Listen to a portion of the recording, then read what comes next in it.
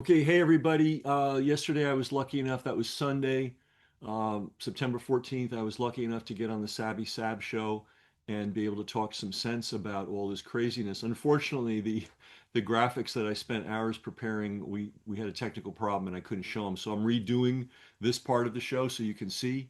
All right, so what are we looking at here? This picture has very rarely been shown, and this shows how many people were in that audience. I wonder how many of you have seen this picture. Now, the big white arrow that you can't possibly miss is pointing to where his tent is. And he was facing to the left. Okay, everybody got that? So that's now obviously the proportions are off here because of the depth of field, etc.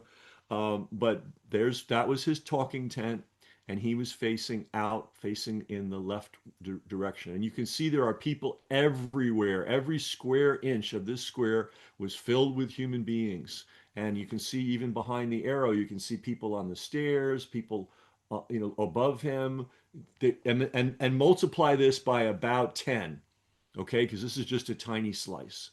All right, now let's look at the sanitized Associated Press version of the shooting. Okay, so we're going to see that now. Excellent, excellent. All right, so now here's the deal, guys. Here's a little tell.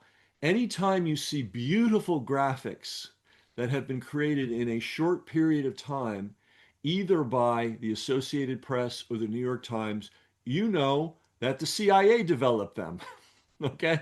It's inevitable. Whenever they're trying to sell a bullshit story, they make a big investment in graphics, and it ends up in the New York Times or in the Associated Press. And it might even been an Associated Press employee who's actually a CIA plant that did this design. Or maybe his editor is a CIA plant and said, hey, do this, we need it. So here's what they're telling us. Now on the right hand, you see the building where supposedly the shooter was, the guy that's currently in jail now, right? It's all lit up, upper right hand corner. You see it, big building.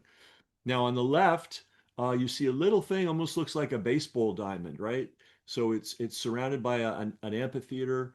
That thing was just packed. But you got to imagine that whole thing was packed with people, and everywhere that people could look out a window was filled with human beings, right? So that's where the shot was. Okay, that's where he was shot. So this is what they're telling us. Okay, he was on that building and he took the shot. Now, anybody who has seen the video knows that he was clearly shot from the right hand side. No ifs, ands, or buts. We know that for two reasons. One, because the wound was on his right hand side. And second, the most important, is he fell over to the left side. So if you're hit by something from the front, whether it's on your left side or your right side, you're falling backwards, period. You might fall at a weird angle, but you're falling backwards. If you're hit from the right side, you're falling to the left, period. End of story. You don't need to be a physiologist. You don't need to be a rocket scientist to know that. Let's look at the next picture. Okay, so we have three lines here. The top line, which is numbered 1, is the direction of the bullet where they say the bullet came from. It came from that building that had been lit up in the previous Associated Press drawing. And you have to wonder, why do they need to do a drawing, right? Because they wanted to look fancy and real, and well produced. Okay, well, this is the Google Earth shot. And so line number 1 is what they say happened. Okay, now please follow that line all the way down to the tent, that little area where all the lines come together. So that's where Charlie Kirk was. And they're saying that the shot came somewhere from that building. Now here's the problem. Look at line number 2. That's the line in the middle. That is the line dead center from where he was sitting. Okay? So he was facing straight out in that direction, exactly in that direction. So if the shot came from the front, which is what they're telling you, right? Came from the front, supposedly hit his body armor, ricocheted up to his neck, all that nonsense. Um, uh, that's where the shot would have had to have come from. Okay? It can't have come. It physically cannot have come from the building because he was shot on his right side. He was not shot on his left side.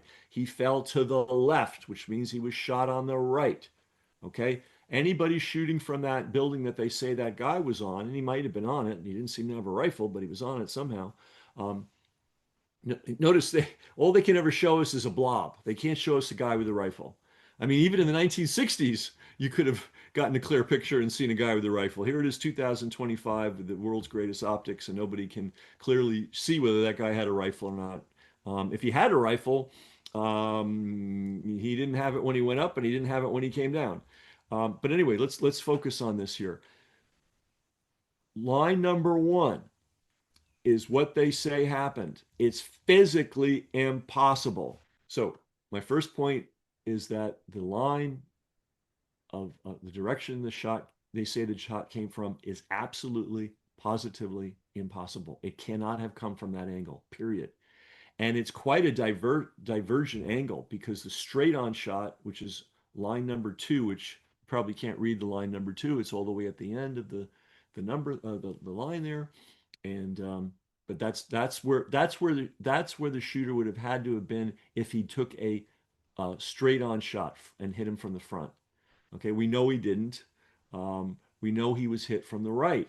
So now go back, please, if you would, to the CIA Associated Press version of the story. Notice how they've beautifully lit up the building where they want you to think the shooter was. Right? It's very beautiful, very clear. A lot of time went into that. A lot of graphic processing. Notice what they're not showing you. Look at the darkened building. So there's a little bit of trees. Maybe you can see them. I don't know if anyone can see my mouse. Probably not. Um, oh, good, great. You see those trees? Now south of those trees, there's a little bit of a building. Now let's go back to the other shot. Okay, there you go. Now look what's on the other side of those trees. That's a building, folks. That's a massive building. Part of it's gray and part of it's tan. Okay, that is a huge, massive building. Go back to the AP CIA version of the graphic. They made that building disappear. Okay, now go back to my version or the real. I mean, this is the Google. Okay, there's a very big building there. Now, notice something about that big building. If you were to shoot Charlie Kirk on the right-hand side of his neck, which building would you be on? You'd be on the one that the APCIA version doesn't show you, that they cropped out. Now, what do we know about this building? Number one, it's a tall building. It is taller than the other building. So this guy, if the shot came from the logical direction, which is line number three, he had all kinds of choices to be on. Now, here's the most interesting thing about this building.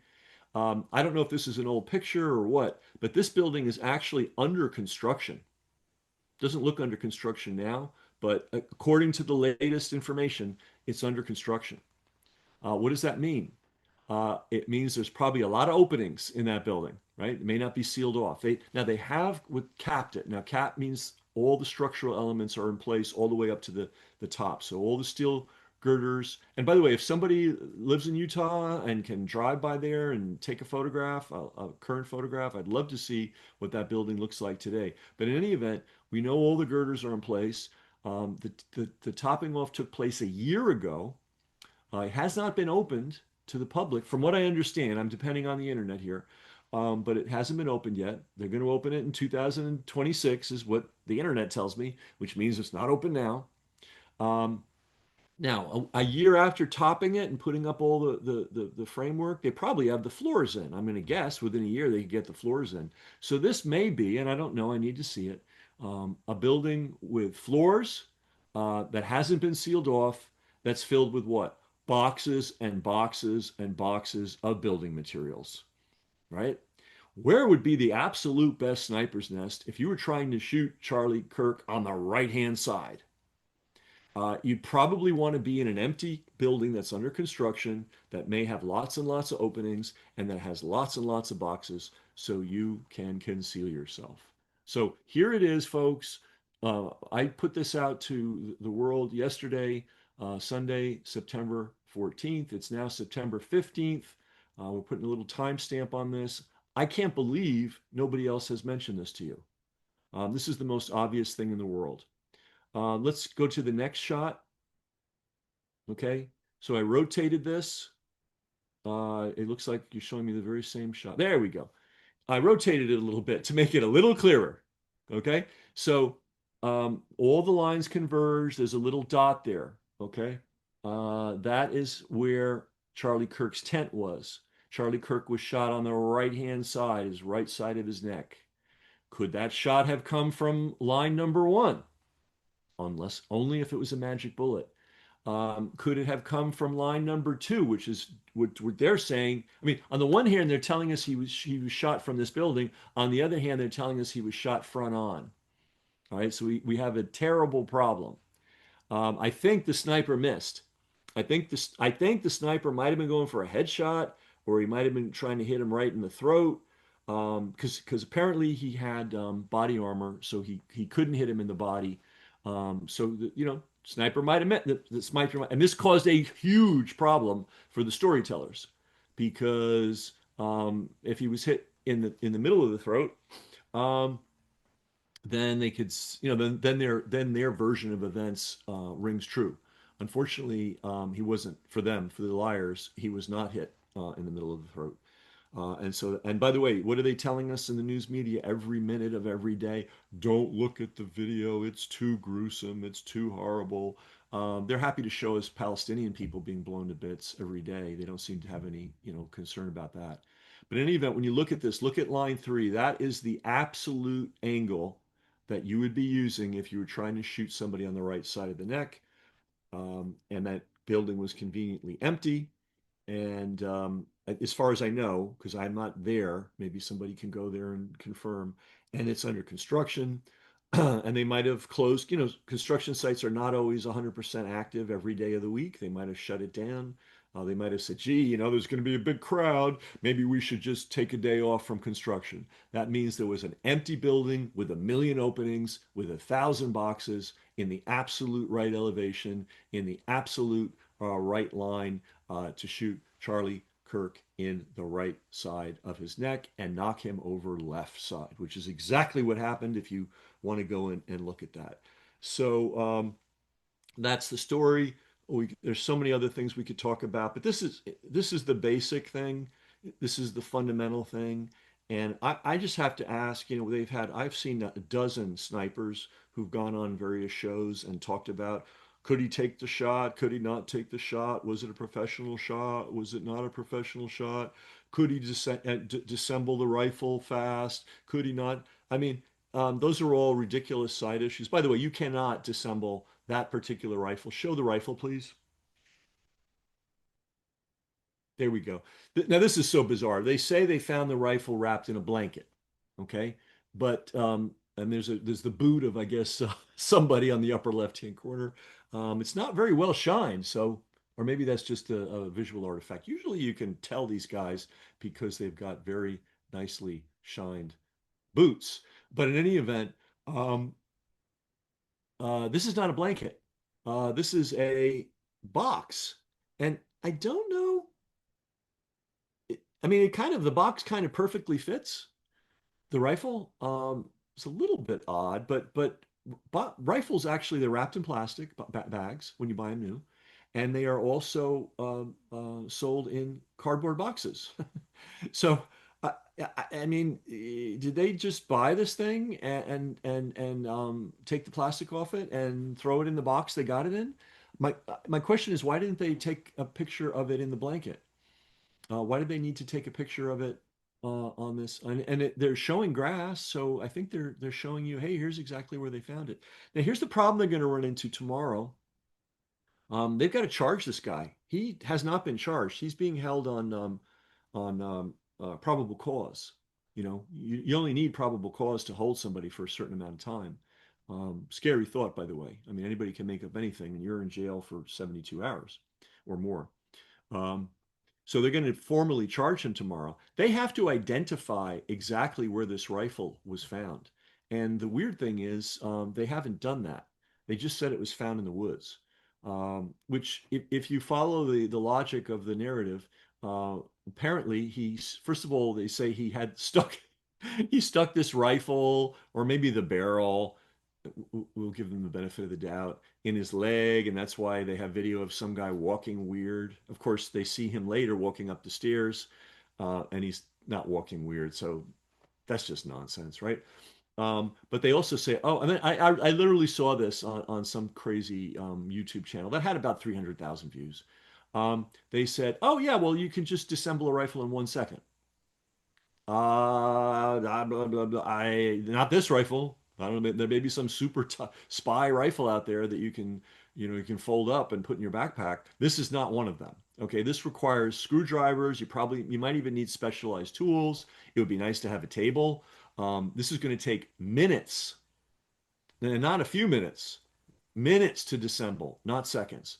So the story is, as they've been telling us, is that this fellow who had nothing in his hands disassembled this rifle, put it in his backpack, walked it up to the roof, reassembled it without losing a screw, which is not easy sometimes, and then took the shot and then spent, I'm going to say 5 to 10 minutes disassembling it, put it in his backpack, and then I guess he distorted time because he was seen jumping off, if it was him, jumping off the building, like right after the shot.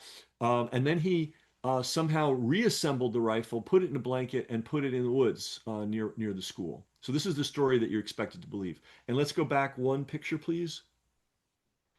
And you're also expected to believe that it was line number one that hit Charlie Kirk, and that somehow that bullet um, coming from the wrong angle spun around in midair, changed direction, and hit him in the right side and knocked him over to the left.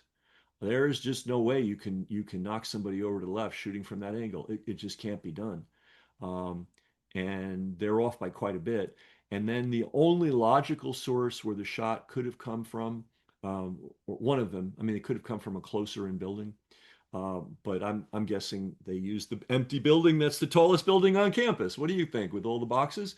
That's exactly where you'd need to be if you ended up shooting him in the neck, which is what this fellow did. Now let's go back to the very first picture. We're told over and over and over again that anybody could have taken this shot. Any 12-year-old boy that has been out in the woods hunting deer, that's an easy shot. Okay?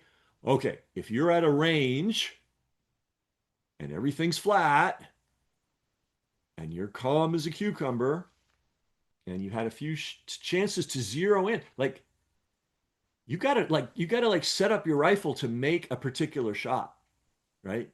And you usually need a couple of shots to get it right. Okay. Well, this guy apparently, the guy in jail was such a superman that not only did he not need any warm up anywhere, um, he could make the bullet bend in midair, change direction, and hit Charlie Kirk from the right hand side. But the other issue here is I don't care how good a range shooter you are, I don't care how many deer you've shot. I don't know many people that would have the balls to take this shot because look at all the people you could hit. That is going to give pause to any amateur deer hunter. I don't care how good they are. This could only be taken by a trained sniper. Um, unless this kid, I mean, but again, he didn't have a rifle on the roof, so the point is sort of not worth debating. But let's say he did have the rifle on the roof, and let's say somehow there is some magic physics, kind of like the Building 7, where they're going to explain how a shot coming from the right-hand side hit a man on the left-hand side and knocked him over in the direction that he shouldn't have fallen. Let's say they can prove all that. Um, they also have to demonstrate that somebody was confident enough in their shooting to shoot in. Basically, you were shooting into a crowd this size. So if you hiccup, if you sneeze, if you pull the trigger too hard, there's a million things that can go wrong. And I don't know anybody other than somebody who's a trained sniper who could have taken that shot. Not because it's so they're going, oh well, it's only 150 yards, 200 yards. Oh, a boy of 11 who's gone out hunting with his grandfather could take that shot. He couldn't take this shot. He couldn't take this shot. So professional shooter, absolutely. Professional. I mean, and they waited. They waited till Charlie Kirk was in this killing zone. He was on all kinds of campuses, and they looked at all the different places he was going to, and they looked at this, and they saw, what did they see? They saw a tall building under construction. Let's go back to to line three, picture three. They saw a tall building under construction and they saw a clean shot. And then they said, okay, now we got to create a fantasy. Let's find one of our dupes and have him run around and be very visible and jump off a roof and do all that kind of stuff. And by the way, I don't know if people realize this. They had arrested somebody before. That's that sort of crazy old man, he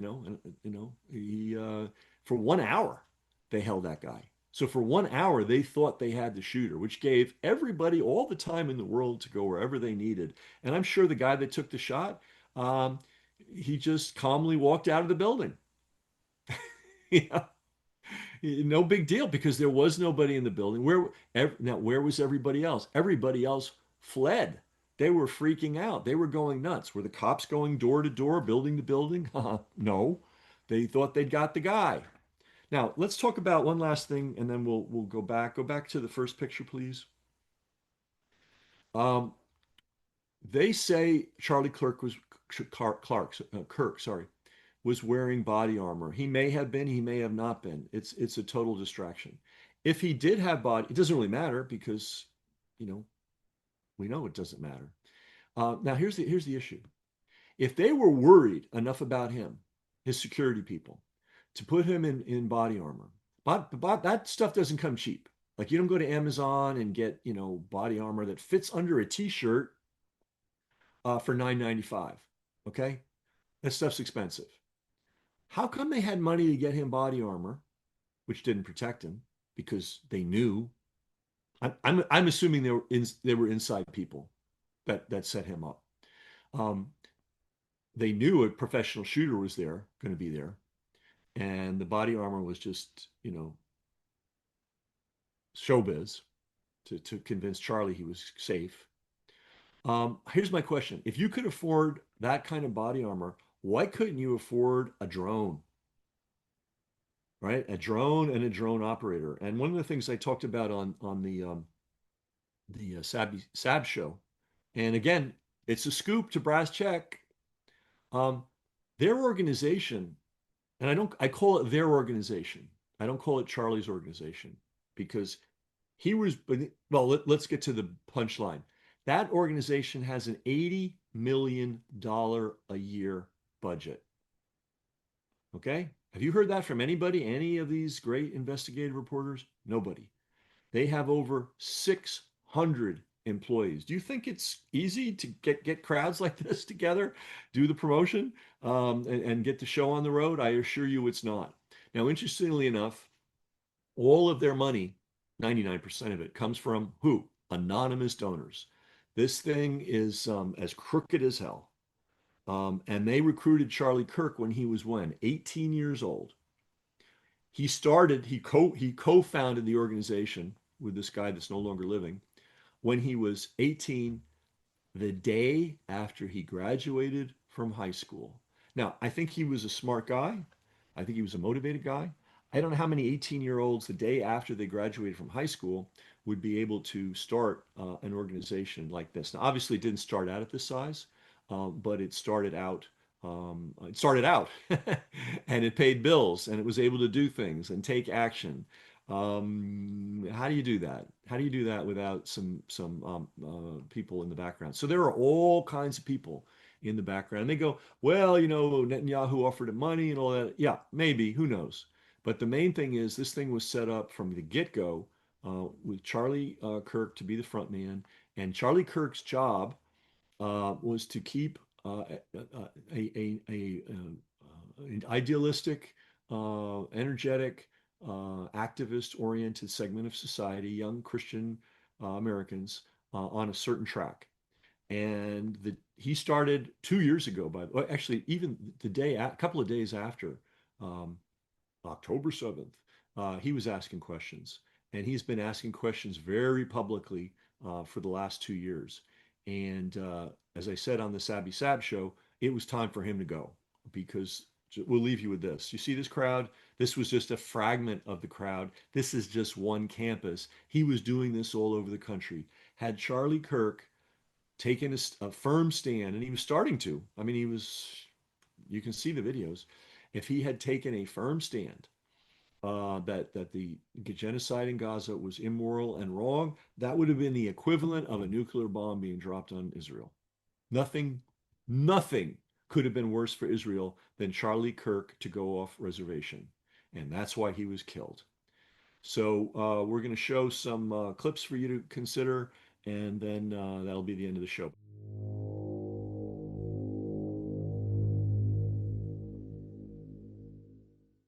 Brass Check TV, free to you, not free to us. We've got a server bill, we've got an email software bill, we've got a tech helper bill, and that happens every month. So to everybody that is supporting us financially, that's paying for their subscription in one way or another, we really appreciate it. If you're not, consider doing so. Everybody's got money for the newspaper and the cable bill and all that. Do you have money for media that's actually serving you? That's really the issue here. And when you help us, it allows us to get this information out to the world. So thanks to all our supporters, and if you're not a supporter already, please consider becoming one.